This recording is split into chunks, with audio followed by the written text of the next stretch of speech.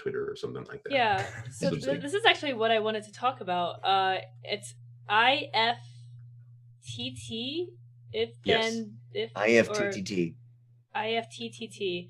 And this is actually like something that I still need to figure out how to use more. And basically, it's like syncs your different devices together and different apps together. So like if you want to post something to Instagram, you can use this app to post to Instagram and Twitter at the same time. And there's a bunch of other integrations that they have with different technology. Like it ranges from everything. It's a tool that I definitely need to figure out how to use more because it looks really handy. Yeah, and looks to improve efficiency. Yes, I think that the one downside I had, because I used to use that more often, but the one downside I saw to if this then that was that they usually at least when it came to Instagram stuff, like and the new, because Instagram, you don't have a limit on what your character posts are, right? So you can just post something and then the caption would be 10,000 hashtags at the end. And then but on Twitter, like it kind of, if you did the if this then that, then sometimes it cut off the message or made the message weird on Twitter. Yeah. Right. So I've definitely seen that before. Or like I've seen tags that are different from one platform to the other where it says like, it'll say, @Loco25 in one place when it was changed on another platform or that kind of thing.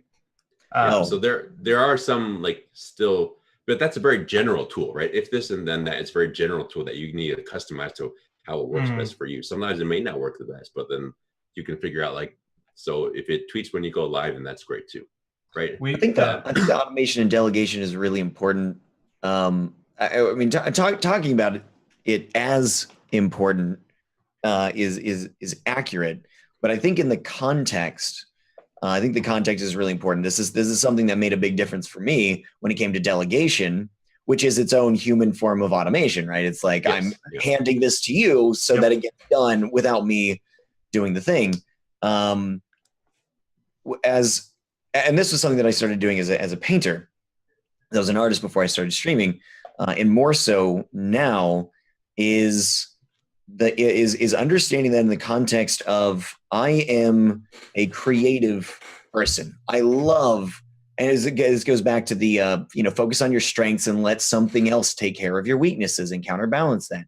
I know that I'm fantastic at brainstorming. I know that I can bring a lot of value to the table when it comes to generating new ideas and refining others. And I'm big as an idea guy, and the follow through can be challenging when I get caught up in having to micromanage and having to do all the little things, because that's my weakness. I get bogged down in that kind of stuff. Seeing that, looking at where you are actually powerful, you can suddenly see the justification for why automation, why delegation. You have your strengths. Let yourself thrive with those. Let those come right up to the fore. Bring those to bear on all the stuff that you're doing by virtue of allowing everything else to be done by something else.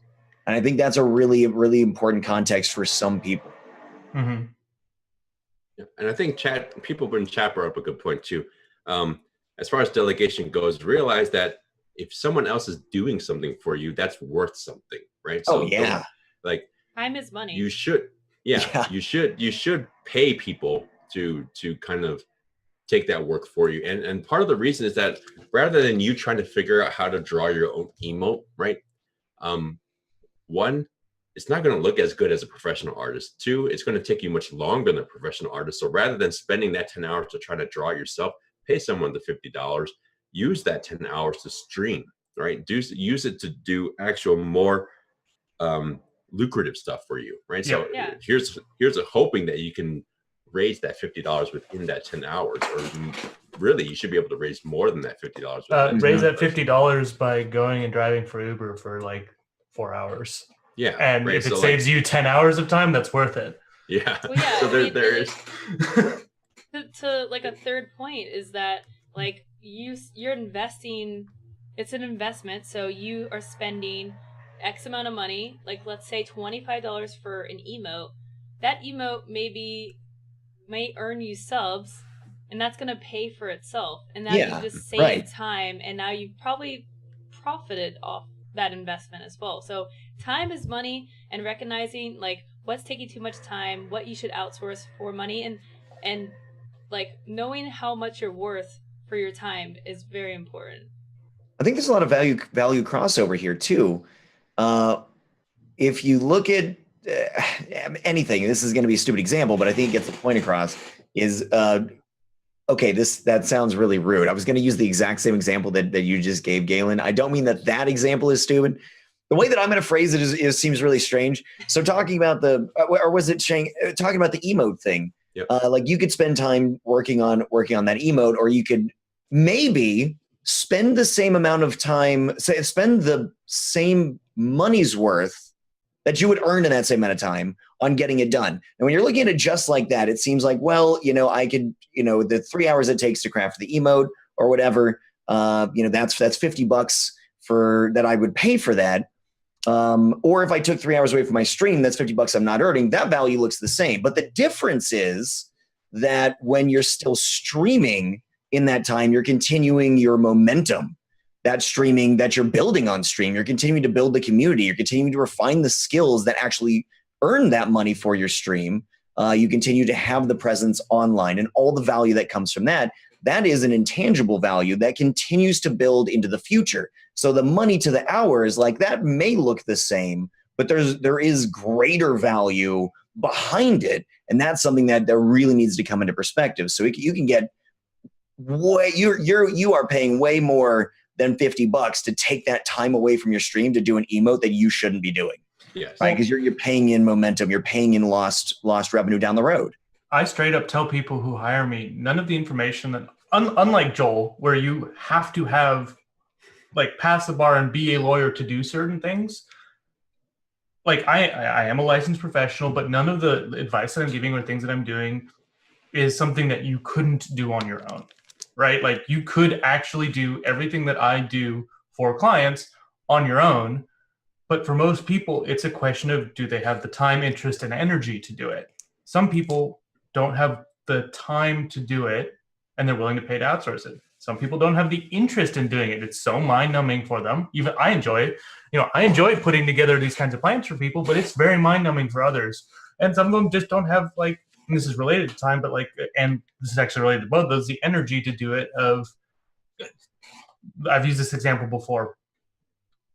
When we do taxes, my household, what it is I say, dearest wife, please give me the documents that you have that I need for us to do taxes. She's the one who has a regular job, so I need her W-2. I need like the confirmation that we have health insurance through her work. I need the form saying like the different things you put in different accounts, that kind of stuff. But and I'm the one doing our taxes, and I'm going to be deferring that. I'm going to be outsourcing that next year. But this past year, I did our taxes, and she still put it off because just the thought of having to do taxes, even though her part was literally just hand me documents or like print them out and hand them to me, was so stressful, so off-putting that it didn't get done. That we had scheduled a time to do it. And then she scheduled something else to do it and sent me a text while I was busy saying, hey, I scheduled something. And I just texted back like, great. Because I wasn't like cross-referencing because I was in a meeting to not get it done then. And it's just because it was so stressful for her. And some of the work that I do, people find to be that for themselves. And honestly, for a lot of things that I outsource, I also feel that way about it. Like I've tried streaming like for fun. And after 3 hours, I realized that I'm not talking anymore because I'm exhausted of just talking to the screen for 3 hours trying to be entertaining. Exhausted. If I try to draw an emote, I could spend however much time I wanted on it, and it would end up looking like Loco OK, but unironically. How did I know you're going to go there? Unironically.